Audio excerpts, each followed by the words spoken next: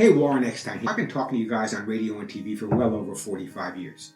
And one of the most common issues I get when it comes to cat behavior is why are the cats not using their litter boxes? A lot has to do with where the litter box may be placed. If you live in a multi-story house, I recommend one litter box on each story. If there's 3 stories, 3. If there's 2 stories, 2.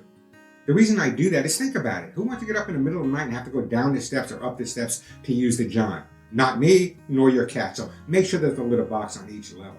It's also important to make sure that there's one litter box per cat. If possible, and it's not always possible, if you have more than one cat, a litter box per cat can make all the difference in the world in resolving any issues with the cat not using their litter box as well. And a lot of people tend to hide their litter box behind the laundry room somewhere, behind a cabinet, in a cabinet, under this, under that. And that's not necessarily a good idea. I know litter boxes are not beautiful, but find a place that's convenient, find a place that's comfortable, find a place that's not hidden, where your cat can feel comfortable using the bathroom. You don't put down magazines, but make it a comfortable place for the cat.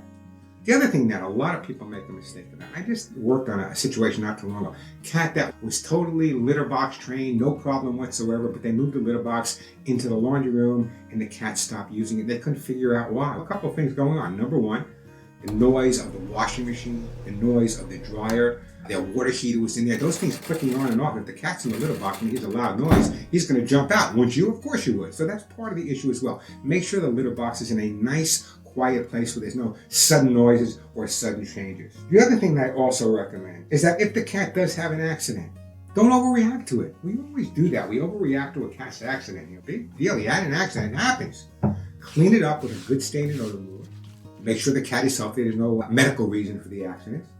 And then just take some of the cat's favorite treat or a little bit of his food and put it in an area and spend more time with the cat in that area. The more time you spend in an area, the less the cat's going to want to go there and he'll go right back to his litter box. But again, this is important to remember. Just because your cat is not using the litter box consistently, or just because he has the occasional accident, it's not necessarily your cat's fault. If you happen to be one of those amazing people, I love you guys that rescued a feral cat or just adopted a cat from outdoors that may have never used a litter box, here's a little tip for you. Take some dirt and grass from outside, put that in the litter box on top of maybe 1/8 of an inch of litter. Then over a period of weeks, start increasing the litter and decreasing the dirt and the grass, and the cat will eventually make that transition. A little at a time, and if your cat does have an accident, don't get angry at him. Very people will yell, "What did you do? Bad cat, ooey." Again, you're reinforcing that behavior by paying a lot of attention to it.